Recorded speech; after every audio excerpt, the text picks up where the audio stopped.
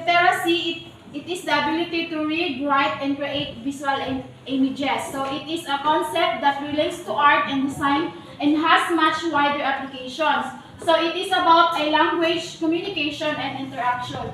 So visual literacy, it is the ability to write, read, and create visual images. So makaano siya mga image bitaw, makahimo siya pictures ana image. Dayon, and design po siya, and it is about a language, communication, and interaction.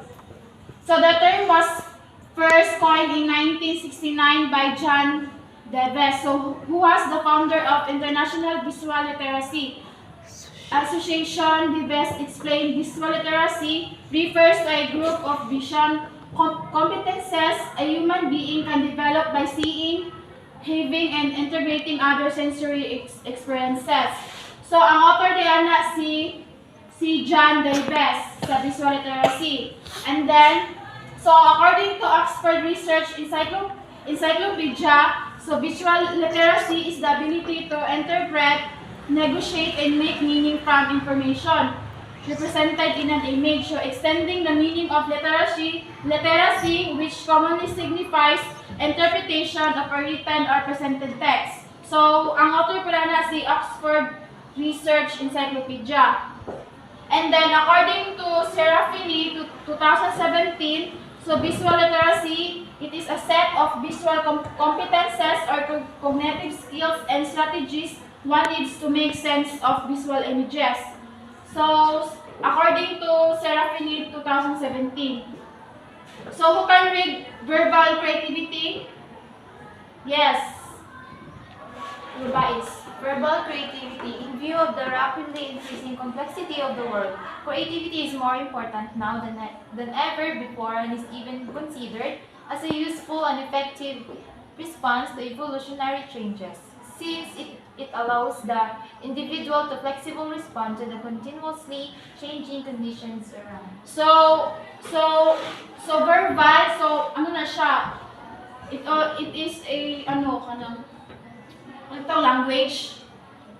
Dayon, kuan pa na siya, it is important karon o katong mga past bitaw, so importante pud siya. So, according to Torrance 1969 and Hassan 2017, recognized creativity as important for the development of a fully functioning, mentally healthy, well-educated, and vocationally successful. So, according po ni Torrance 1969 and Hassan 2017, ang verbal creativity kay importante siya sa dayon sa ato ang vocational and sa atong healthy, well, and educated. So, according to Scott et al. 2004 cited that creativity-related skills can be improved by providing specific rules, techniques, or strategies to develop appropriate cognitive skills for the domain at hand. So, according po daw ni Scott et al. 2004, creativity daw is pwede pa siya ma-improve providing sa mga rules, mga techniques, or strategies nga atong pwede ma-apply. And then, so according po ni Coston 2005 or Benedict et al. 2006, which aimed at stimulating effective search, retrieval, and integration combination of remote associations related to a given stimulus word. So, ang author diyan si Coston 2005, Benedict at il 2006.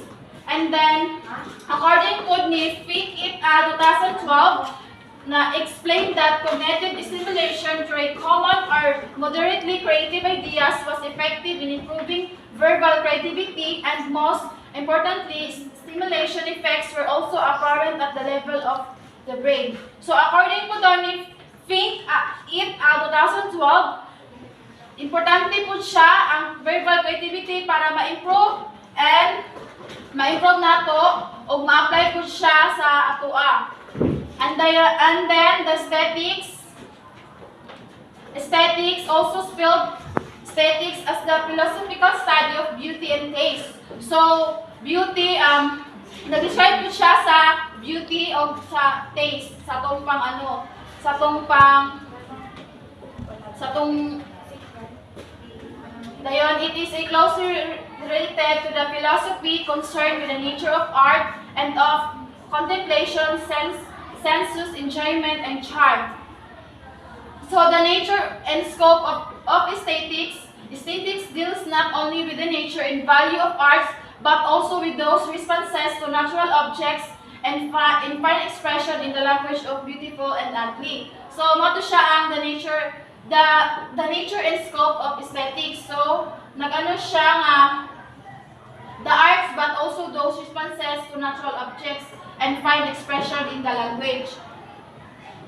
And then the three approaches to aesthetics. One is it is the study of aesthetic concepts of the analysis of language of criticism, in which particular judgments are singled out and their logic and justification are presented. So number two, it is a philosophical study of certain states of mind, responses, attitudes, and emotions that are involved in aesthetic experience. So it is a philosophical study of the aesthetic object that reflects the view that problems of aesthetic exist. Sa number one, kay nag-ano siya sa mga analysis of language of criticism and about siya sa mga judgments bitaw nga nag-ano sa aesthetics dayon. Ang sa number two, kay nag-ano siya mind responses, atong attitudes and emotions. And then, number three, it is the study of the view or problems. And then, integrating arts and creativity literacy into the curriculum. So the following are the strategies and initiatives in embedding arts and creative literacy in the curriculum. So one is physical environment. So it is a design physical environment to support creativity such as castle design, school building, well architecturally designed edifice, roofs, and ceilings. Or creative murals, beautiful garden landscape, colorful blocks, and benches in the math and science garden. And then structured music and art studio and ateliers, student lunch and appetizer or etc. So ang physical environment kay nag-describe siya sa mga design bitaw, then sa mga architecture, ano siya. Then nag-ano siya sa mga design. And then two is emotional environment. So take time to create and maintain a climate of respect, caring, support to someone when making mistakes. So ang emotional environment pod kay it is ang pagrespeto o ang pag-alaga sa kanabitong pag naimamali sa isa ka kuan dayon mo-support bitaw ka sa og kanabitong na making mistakes ana. Dayon 3 is project-based learning or PBL. So it provides students time, space, opportunity to express themselves, their ideas, emotion, and insights through arts. So ang kaning project-based learning or PBL kay ano po ni siya nag-provide po ni siya sa student ng opportunity kana bitong ma-express alang ideas or emotions about arts kana maano nila ilang mga kuan ilang mga or kundi iba talents ba nila para maano nila sa arts ilang kuan. Dayon number 4 is teach creative thinking skills. So teach students about metacognition or thinking about their thinking even to the little ones through the process of brainstorming, reasoning, comparing and contrast. So problem solving, concept mapping, analyzing, evaluating and more.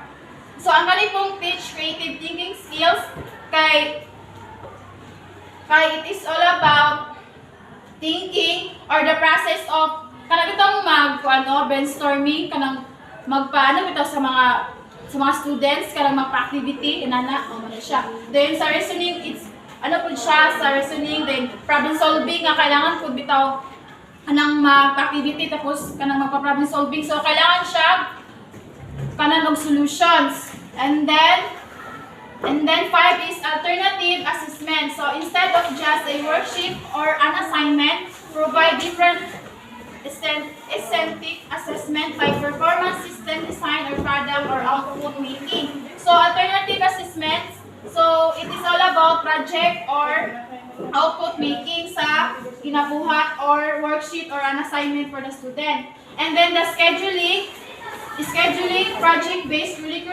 curriculum, and performance-based assessment. So, manin siya ang performance-based or assessment sa estudyante. And then the student is the centered or personalized learning. So, provide students freedom to choose what they will learn, how do they will learn it, and how they will demonstrate what they have learned. So, ang student po, kay mo ni siya og kanang nahibawan og unsa pa ilang nahibawan about sa arts, dayon pud sila sa ilang nahibawan sa about sa arts.